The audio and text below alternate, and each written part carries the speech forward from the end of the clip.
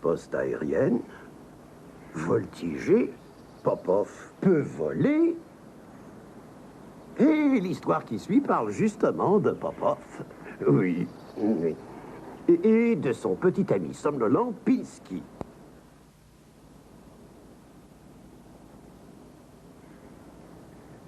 Il y avait une fois deux très bons amis.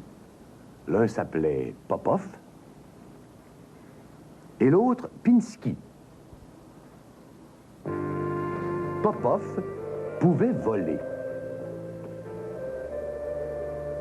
Pinsky ne pouvait rien faire d'autre que de roupiller. Mais Pinsky entretenait un grand rêve. Il voulait voler lui aussi. Mais il ne voulait pas l'apprendre par lui-même. Il voulait qu'on lui enseigne à voler.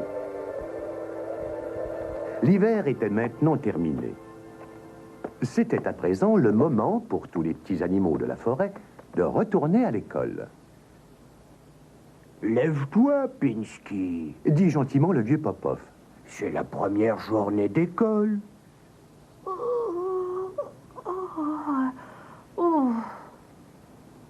Fit Pinsky en bâillant. Quelle date sommes-nous? Le 6 mars. Dit Popov. C'est trop tôt. Dit en gémissant Pinsky. Je suis un petit loir. Nous ne nous levons jamais avant le 7 d'avril. Le matin du 7 avril, Popov revint auprès de lui pour le réveiller à nouveau. Réveille-toi, Pinsky. Si tu es mon meilleur ami, tu vas me laisser dormir. Popov était un excellent ami. Mais l'école de la forêt était encore plus importante.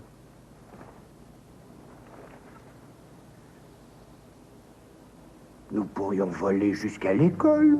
Dit le vieux Popov. Et à ces mots, Pinsky entr'ouvrit vaguement un œil. Voler, c'était sa grande passion. Mais après y avoir réfléchi, Popov décida que ce n'était pas une solution. Si tu veux voler, tu devras l'apprendre par toi-même. Déclara sèchement Popov. Et saisissant Pinsky par la peau du cou, il se mit en route pour l'école.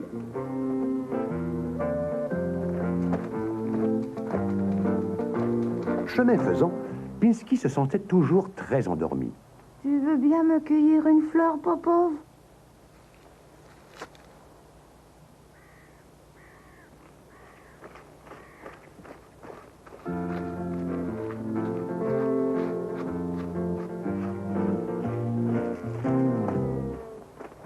Je pense qu'on devrait s'arrêter, Popov. J'ai envie d'éternuer. Oh.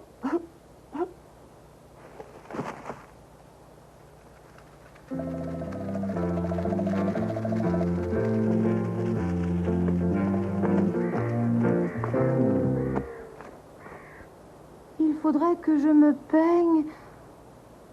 Oh. Pinsky n'en pouvait vraiment plus. Tout ce que voulait Pinsky, c'était dormir, dormir et dormir encore.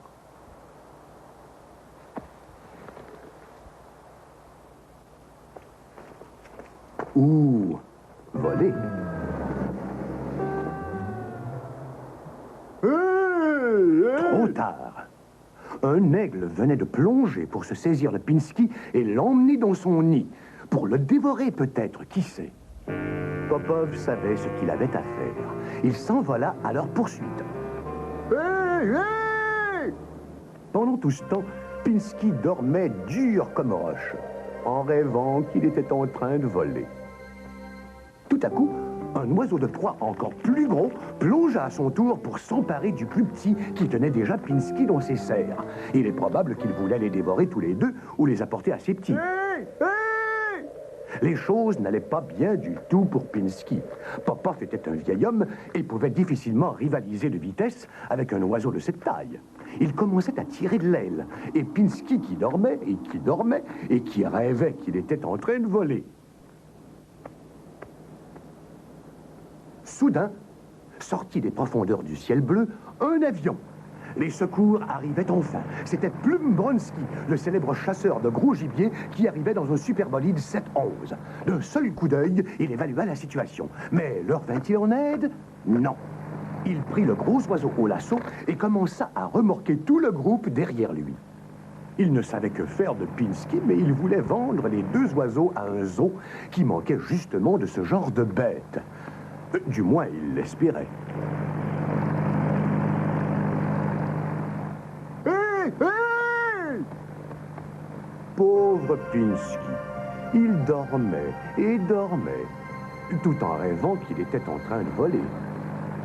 Tout semblait maintenant perdu. Un Super 711 vole 5 fois plus vite que 10 oiseaux de proie. Et c'est 100 fois plus rapide qu'un vieil homme. Un véritable désastre. C'était la fin. Fini. Terminé pour le pauvre Pinsky.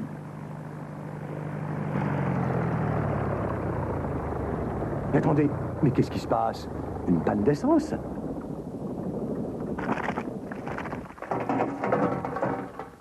Oh, quelle journée! Cette fois, c'en était vraiment fini du Pinsky. Il était tombé directement dans un étang, lui qui ne savait pas nager. De mal en pis, au fin fond de l'étang. Et durant tout ce temps-là, le pauvre Pinsky continuait de rêver qu'il était en train de voler pendant qu'il coulait comme une pierre. Mais un ami, c'est un ami. Et Popov savait ce qu'il avait à faire, heureusement. La plupart des gens qui savent voler savent aussi nager.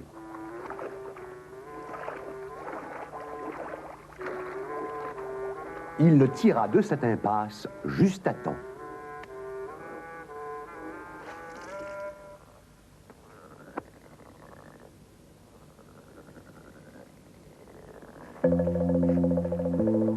L'école de la forêt était maintenant terminée depuis un bon moment. Le soleil était déjà en train de se coucher et tous les petits animaux étaient sagement rentrés à la maison. Pinsky s'endormait encore énormément. Tu sais, Murmura le petit dormeur debout. j'ai été à l'école durant toute la journée. Et ça a été ma plus belle journée à l'école de la forêt. Nous avons eu un concours de rêves. Et nous avons rêvé et rêvé toute la journée. Et j'ai gagné le concours parce que mon rêve était le plus magnifique. Il portait sur Plume Bronski et son super bolide 711 une pure merveille. Ah, qui fend l'air comme un grand air.